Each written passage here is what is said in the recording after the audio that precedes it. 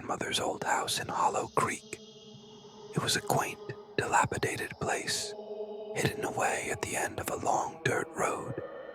The moment I arrived, I felt a strange energy in the air, like a heavy blanket settling over the house. My grandmother had passed away a few years before, and the house had been left untouched, filled with her belongings and memories. It was like stepping into a time capsule, but the atmosphere felt thick, suffocating. I shrugged it off as nostalgia and settled into my old room, determined to spend my summer in peace. The first few days passed uneventfully. I spent my time exploring the nearby woods, reminiscing about childhood adventures. But something always nagged at the back of my mind, a feeling of being watched. Every time I turned a corner or stepped into a new room, I felt it, a prickling sensation crawling up my spine. One evening, while sitting in the living room, I noticed a picture on the wall that had been slightly crooked. I stood to straighten it and felt an icy draft brush past me, even though the windows were closed. Chills rippled through me, but I laughed it off. Just the old house settling, I told myself. That night I was jolted awake by a soft voice calling my name. Emily.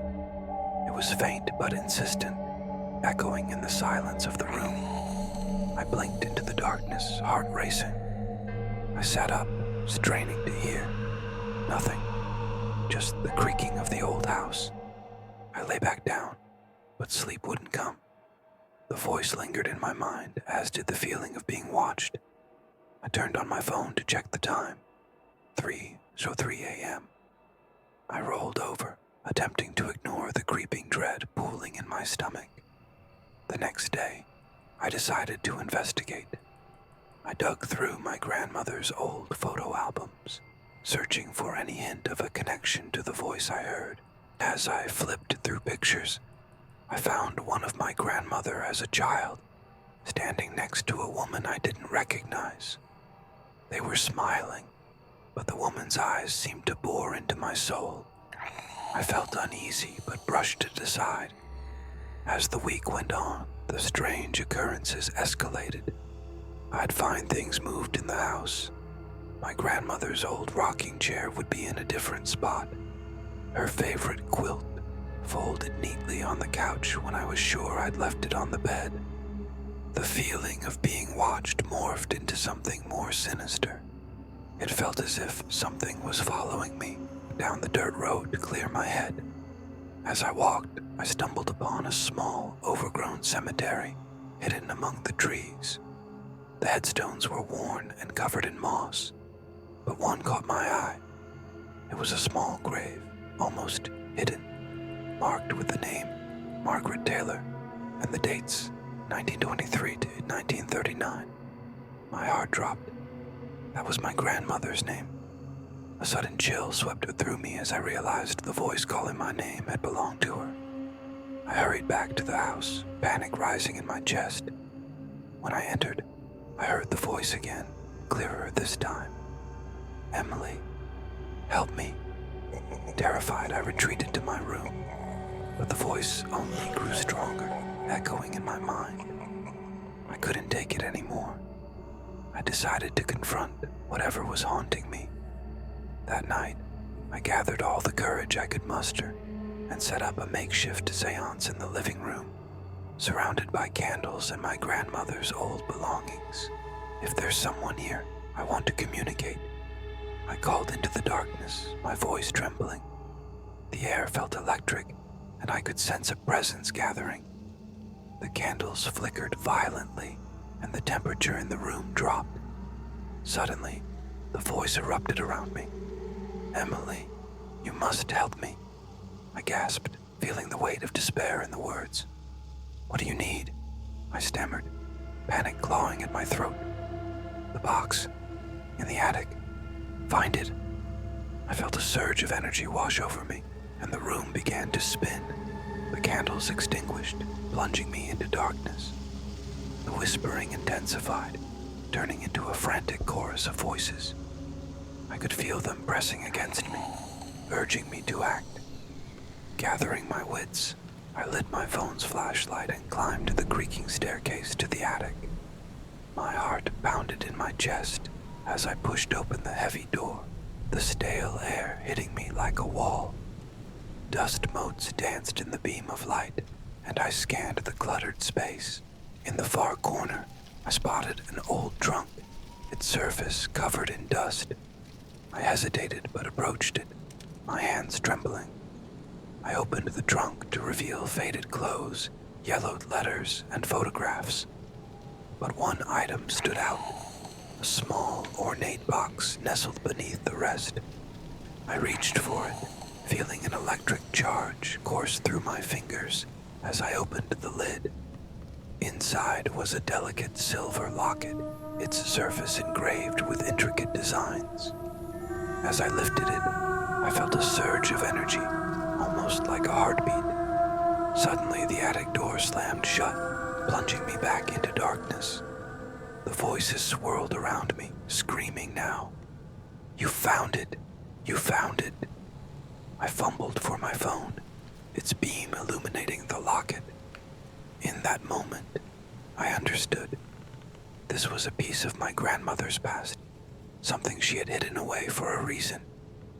"What do you want me to do?" I yelled, desperate for an answer. The voices cried, their urgency palpable. I realized this was the key to freeing my grandmother's spirit and those lost with her. I clutched the locket, feeling its energy pulsing in my hand. "I will help you," I promised. With a newfound determination, I took the locket back downstairs, where the atmosphere felt charged with anticipation. The whispers swirled around me, guiding me back to the living room. I placed the locket on the table and spoke aloud. "I release you from your pain. You are free." The air crackled with energy, and suddenly, the room filled with light. The shadows writhed and twisted, their forms dissipating as they surged toward the locket. "Thank you," came the soft, familiar voice of my grandmother, filling the space with warmth. But as the light faded, a darker presence lingered. The Watcher. Something else. An ancient malevolence that had fed on their suffering. "You cannot escape me," it hissed, echoing around the room. I felt the walls tremble, and the air grew cold again, heavy with a new sense of dread. "No," I shouted, but it was too late. The energy surged around me, and I realized I had only succeeded in freeing my grandmother's spirit, not vanquishing the darkness. As the shadows closed in, I ran for the door, the whispers fading into a cacophony of rage. "You will pay for this." I burst outside into the cool night air, gasping for breath. The moonlight illuminated the path ahead, but as I glanced back at the house, I saw her, a figure standing in the window, my grandmother, her face serene, finally at peace. But then, the darkness coiled around the house, swallowing her light. I ran down the dirt road, my heart pounding, knowing this was just the beginning. I had released one spirit but awakened something far more sinister. The haunting of Hollow Creek had only just begun. The night grew darker, the shadows thickening around me like a living entity. I gripped the locket tightly, feeling its cold metal digging into my palm, a reminder of the task that lay ahead. I could still hear my grandmother's voice, soft but urgent. "Help me, Emily." But now, I was not alone. A heavier presence lurked just beyond my perception. I had barely taken a step back into the house when I felt the temperature drop dramatically. My breath turned into mist, swirling before me as if the very air was alive with dread. I glanced back at the attic door, which had inexplicably swung open. Suddenly, I heard it again, a whisper, deeper this time, reverberating through the house. "You should not have come back. The voice slithered through the darkness, and I froze, my blood running cold.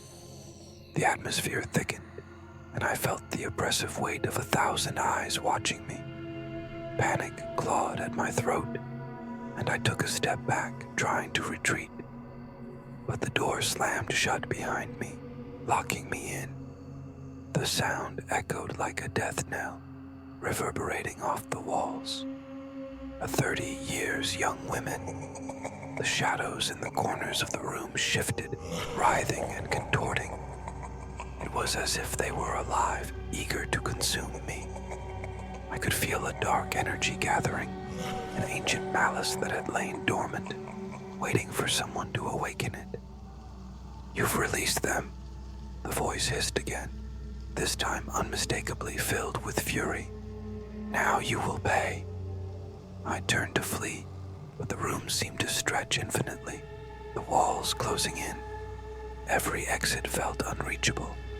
I felt the locket slip from my fingers, clattering to the floor, and a suffocating darkness engulfed me. The shadows lunged, tendrils of blackness wrapping around my limbs, pulling me into their cold embrace. I gasped, struggling against their grasp, but it was futile. "You cannot escape," the voice shrieked, the sound vibrating through my skull. "You're ours now." Desperate, I closed my eyes and summoned every ounce of strength I had left. I could still hear my grandmother's soft plea, urging me to fight. "I won't let you take me," I screamed, ripping my eyes open, the light from my phone illuminating the dark shapes swirling around me. With a surge of adrenaline, I lunged for the locket, my fingers wrapping around its cold metal. The moment I touched it, the shadows recoiled, hissing and writhing as if burned. "No, it's mine," the voice roared, and the room trembled, cracks appearing in the walls as the entity fought against the locket's power. "I release you," I shouted, forcing the words from my throat. "You are free." The energy in the room shifted, and for a brief moment, I felt my grandmother's presence again, stronger this time. "Do it, Emily. Break the curse." The shadows lashed out, desperate to snuff out the light. "You will regret this," they screeched, echoing through the room like a cacophony of tortured souls. In that moment, I held the locket high, its surface glimmering in the dim light.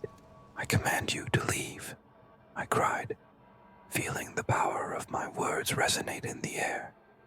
"You are not welcome here." The dark presence shrieked, and the walls around me began to crack and splinter. "You think you can banish me? I will take you with me." With a final surge of strength, I threw the locket across the room, aiming it at the heart of the darkness. The moment it hit the ground, a blinding light erupted, flooding the space and washing over me like a wave. The shadows screamed, their forms dissipating into nothingness.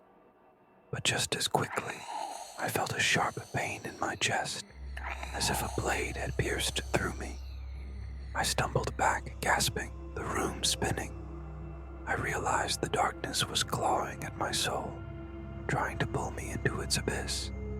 "You cannot escape your fate," it hissed, the last remnants of its power lashing out in desperation. 30 years young women. I pressed my hands against my chest, feeling the warmth of the light begin to push the pain away. "I am not afraid," I yelled into the chaos. "I will not be yours." With that, the locket flared brighter, illuminating every corner of the room. The shadows shrieked one last time, before imploding into a singularity of darkness that collapsed in on itself, leaving only silence behind. The air around me stilled, and the oppressive weight lifted.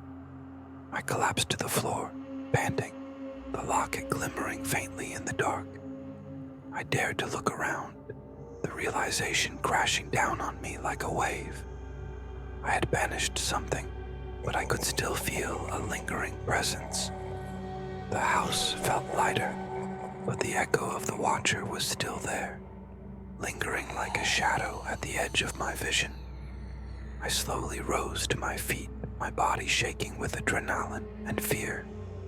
As I made my way to the door, I heard a soft whisper, filled with gratitude, but also sadness. "Thank you, Emily, but it's not over." Before I could process the words, the temperature dropped again, and the lights flickered ominously. I could feel the shadows creeping back, as if they were waiting for their moment.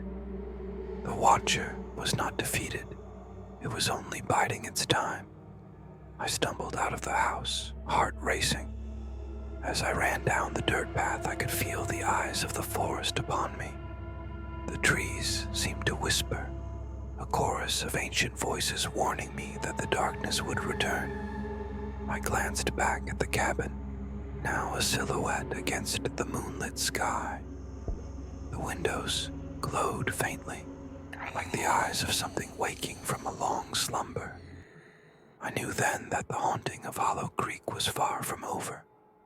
As I reached the end of the road, the whispers echoed in my mind, a chilling reminder of the darkness that awaited. I had escaped for now, but the shadows would always linger, watching, waiting for the next moment to strike.